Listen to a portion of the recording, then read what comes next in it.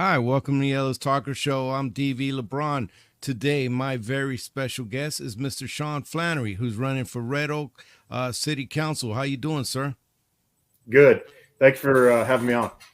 Oh, thanks for coming on. I love I love getting you guys on and having you talk to the community. I wanted you to go ahead, or I first, every candidate that's been on, I've told this election season, thank you so much for wanting to serve your community and getting involved in this rough and tumble politics that could be Red Oak politics, or not Red Oak, but Ellis County politics in general. Right. But thank you for wanting to serve your community. Can you tell the people of Red Oak more about you? Absolutely. So I was born in Southfield, Michigan. Lived in Memphis, Tennessee, Corbin, Kentucky, and I finally moved to my grandparents' house in the late '80s in Fort Worth, Texas. Uh, I left home at about 17.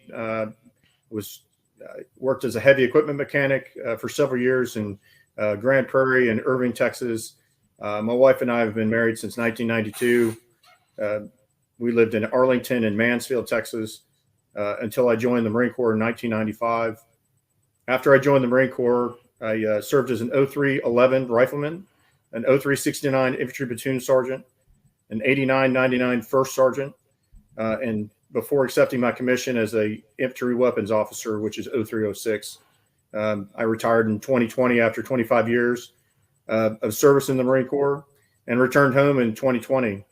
I brought my wife back to Texas about a year early because circumstances required us to do a little geo-bacheloring for the last 3 years I was in service. So we brought her back to Texas because we knew we were coming home. And here we are. I've lived in Red Oak, Texas since 2020. My wife has been here since 2019. Oh, excellent. Well, thank you so much for your service, sir. As a sailor that gave you guys a ride, I am grateful for your service. We really appreciate that ride. Yeah, definitely. So, what inspired you to run for city council? There's many things, but you can kind of hear it in some of my earlier youth. I moved around a lot, and the honest truth is I've always been in search of a home. So that uh, my military service had us moving all over the place, and you kind of have it in the back of your head. One day I'm going to be home. I envy people that say that they're third generation, live in this area or whatever. My wife and I, we saw our house and we moved here. We chose it, and it's our home.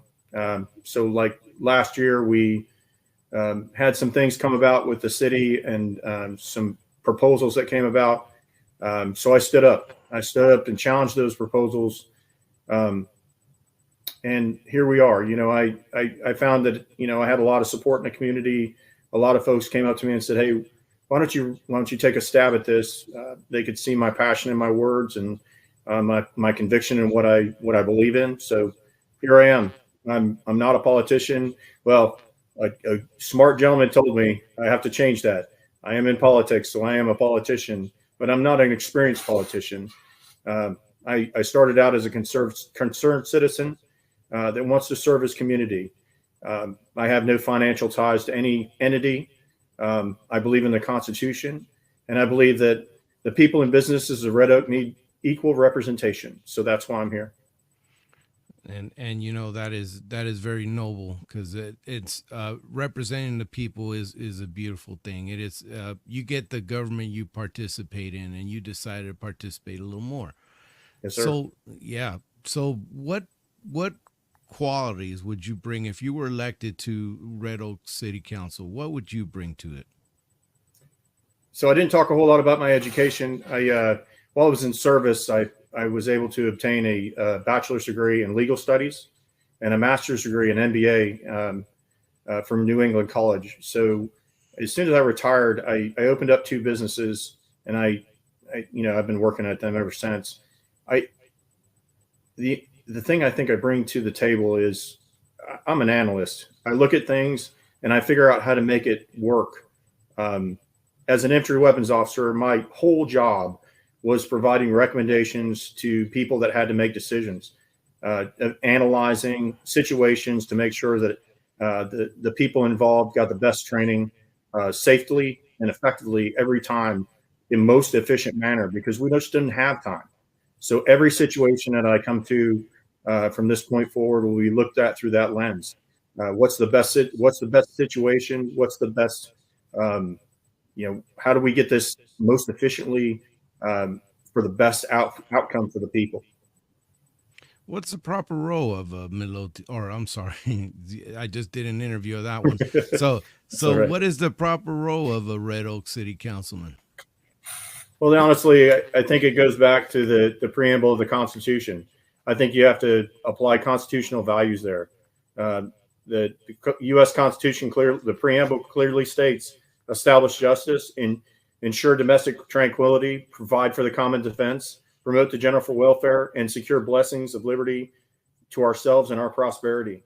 So, city council, is their role is to make sure that the people's livelihoods are protected against things that would be invasive to them. It's not a it to me the role is a lot of people these days believe that the role of government is to protect them. It's not. I believe that the role in government is to provide a buffer between individual freedom. You have 2,000 or 3,000 people that are working in the same area. They all have freedoms. So you need a buffer there. So you need a government that is able to respond to that. Yeah, yep, definitely. Now, how important is it to you to accountability? Because there's a very competent city staff, and they put up stuff every year, and there's things that happen, and you might have to hold them accountable. In general, what are your thoughts on accountability if you were elected? Accountability is essential. Quite honestly, the people in most areas, most of the nation, are not participating in government because I believe that they've lost faith largely in government. They see some of the actions of government officials, and I believe that they deserve better than that. They deserve, if every action that the government takes needs to be accountable, it needs to be transparent, and they are accountable to the people for those actions. So I'll make every effort to ensure that happens. And transparency, how important is it to you to make sure that the people see the meetings, know about what's coming up, agenda? What will you be doing to make sure you are transparent with the people you represent? That's a good question. The best we can do is, during council meetings, is to answer questions, to treat people with respect. I mean, there are a lot of closed sessions that the city council has to go into, and the different boards and such committees have to go through. But once those are open, people bring their concerns to the city government. It's an elected official's duty to answer their questions ethically, with respect for their individual situation, and honestly as they can. So one of the big things that are happening in Texas is property taxes. If you go online, or you see just about every tax year when the tax valuations come out and people get their bills, Facebook is full of people looking for somebody to help them with this or help them with that, or how could this happen? Well, the second bit largest part of your tax bill, folks, is the city. The school is number one, and then the city comes in. So that's why it's, one of many reasons why it's important to pay attention to your city council. So, Sean, what are your thoughts in general on taxes, and what would you like to see if you were elected onto the council? It goes back to what we were talking about with the balance. We have to provide an effective police force. We have to provide an effective, first responder response. We have to have an effective government. That being said, the efficiencies need to be there that ensure that the tax burden on the citizens and businesses of Red Oak is not excessive. So the best that I can say is that I'll go in there and look at the budget and vote in accordance with those ideals. Okay. And that it is a thing about services and trying to keep them low, but balancing that, it is a balancing act. I was once told that government is like levers. You raise here, and that kind of how it works on the city government range. But the budget, you know, I've been with the government for 18 years, and actually no, 28 years, and total. And I can tell you that there's always a reason for more money. The Right. government's always going to want more money. They need more money for this, more money for that. When you're sitting on budgets, how will you? Because you probably get in, if you were elected right now, you probably get in somewhere in the middle of negotiations for the next year's budget. Right. How will you if you're elected? How will you approach budgets, and what are your thoughts on how you're going to move forward with that? Essential services, as we talked about before. Um, the first ideal is that you're a steward of the taxpayers' funding. That's the first idea that you have to have, I believe, as an elected official. I'll be responsible for appropriately allocating funds that are generated from the hardworking taxpayer. So, and the businesses of our community. So the return on investment to the community needs to be there. If they're going to generate revenue and they're going to collect revenue from the taxpayer and the businesses of Red Oak need to get a return on investment from that. And that's how I'll approach the budget in every stance. Will you be looking like every year? Will you be looking to trim here and trim there? Absolutely. Um, Excellent. you know, I'll be honest, I can't speak to any individual line items or anything like that, but the, That's okay. the, you know, first responders, as I talked about, police forces, city services, roads, all these things that influence the people's lives, the businesses, livelihoods in our community need to be serviced. Those are the first consideration above all else. Everything else is nice to have. You have to weigh the return on investment for those individual things, in my opinion. These governments, local governments carry. I'm sure Red Oak is not much difference. They do carry an amount of debt, and some will tell it's healthy debt, but it's just debt in general. Can you speak on your thoughts on government debt and how you'd like to approach that? They there's a lot of talk about bonds and so on and so forth.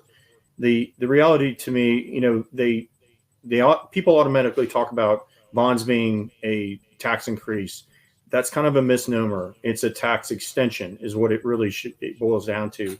So when you want to make an investment in infrastructure or something else that's going to benefit our citizens, uh, you have to make you have to make an assessment of the, like, I hate to say it again, the return on investment for those things. Is this worth carrying this debt for long periods of time? If I'm building a high school for students that are here, that are sitting 6, 7, not having enough space in our classrooms, absolutely, we need to figure out ways to make sure that our students, our next generation, can get uh, a proper education in a facility that is good for their well-being. So um, it really is a case by case basis. You have to take each one and weigh it upon the return on investment to the community. With infrastructure, there's been a lot of growth, and they're expanding Ovilla Road into a bunch of lanes, and some of it is finished, some of it is just starting. You have schools coming online because the bond finally passed for Red Oak ISD. You just have total growth. Red Oak is growing. And so I'd like to know, what are your thoughts on growth? How would you like to see it managed if you were brought onto the council, if you were elected? One of my concerns on our growth is I'm concerned about the infrastructure. Again, going back to roads, congestion. There's several intersections throughout our city that are very congested.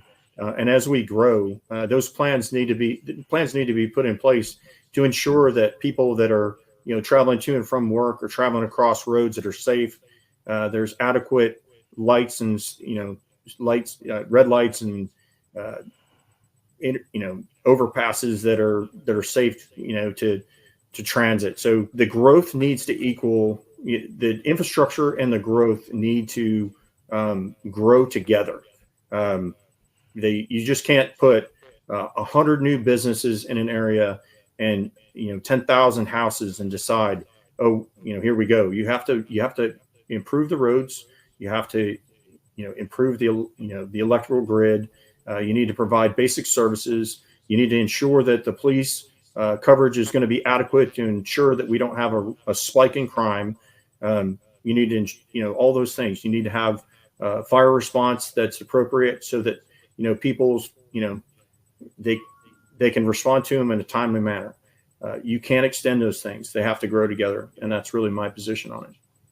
Yeah, and I mean, it's like I was talking with Waxahachie, even Waxahachie and Midlothian. When you talk to them about the massive amount of money that's needed to actually do the projects of these roads, it is daunting. It's big numbers, bigger than my California education could help me with.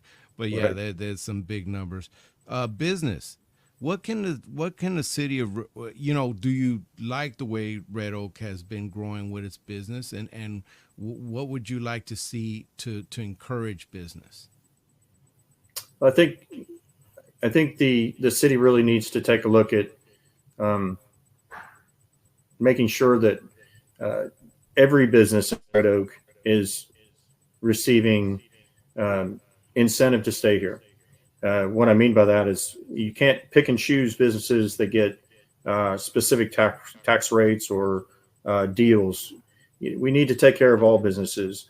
We need to make sure that the businesses we're bringing in are going to entice their best and brightest to stay here.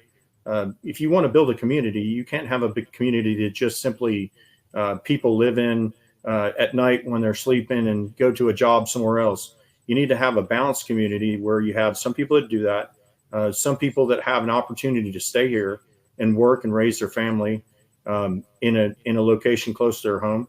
Um, so we need to make sure that we're doing that. We need to make sure that we're enticing both uh, businesses that have to provide our next generation with some kind of livelihood.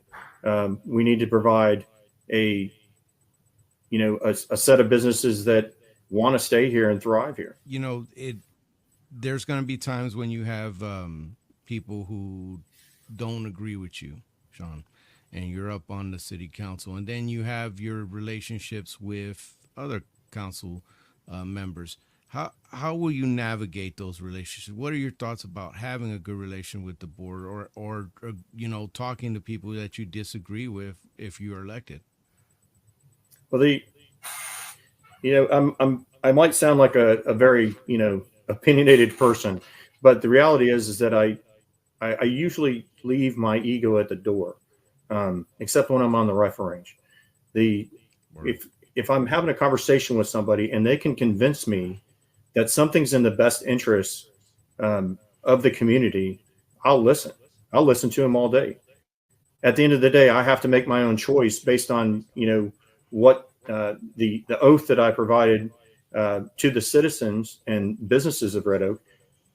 I have to uphold my oath, but I'll talk to anybody. Whatever they say, uh, whatever's been said in the past, that's on them. yeah, It's already. yeah, My job is to represent the interests and businesses of Red Oak if I'm elected, and that's what I'll do. And I'll talk to anybody to make sure that that happens. yeah. I mean, the communication is key, definitely, and trying to get stuff done with the other board members where you can agree and where you disagree. Be passionate and loving and respectful. I guess, you know. Uh, Police. There's been a lot of talk about police in this country since 2020, and policing in general. I want your thoughts on police funding, and what are your thoughts on that? Bottom line, you get the police that you pay for. If encourage law enforcement to come to your area with, you know, pay that's reasonable for the effort that it's like any other job in the world. If you want to encourage the best and the brightest to come and work for you, you have to be willing to pay reasonable salaries so that they can provide for their families and you know, have a good life. So I, I always believe that you know, you get what you pay for with law enforcement. After that, you have to have people in place, key roles that are ensuring that the policies that those officers are working under uh, protect the rights and freedoms of our citizens, um, while protecting their own those officers' lives, because those ladies and gentlemen put on the uniform every day. They walk a beat, they drive a beat, and they're risking their lives to provide for, you know, provide for our community. Um, we need to ensure that they're protected both with the proper equipment that they need, you know, that they utilize on a daily basis, but also that they're equipped with policies that ensure that the citizens' rights and their own lives are not put at risk. So this is the part where I shut up and let you talk directly to the people of Red Oak, and so I'll give you the mic. Well, I thank you. I Short and simple. I'm here to represent the people and businesses of Red Oak. Many things probably have been said about me. I'm new. I I'll be honest with you. I am new. I'm new to politics, um, but I'm willing to learn. I'm willing to talk. I'm willing to communicate with uh, anyone seated or in the public and get your point of view. Um, if you'd like to reach me, you can see my electseanflannery.com scrolling across. I'm glad to sit down and talk with you. Please reach out to me. Thank you. If you want to know more about Sean Flannery, where he stands, meet missions, goals, even donate. If you want to know more about him, this is his website. Go ahead and check it out and get the info that you need. Always be an informed voter. I appreciate you coming on, Sean. I mean, it was I'm trying to get a little more participation in Red Oak, folks. It's been a little bit more difficult, but I do appreciate you coming on, and I wish you the best. Well, I appreciate you, sir. All right.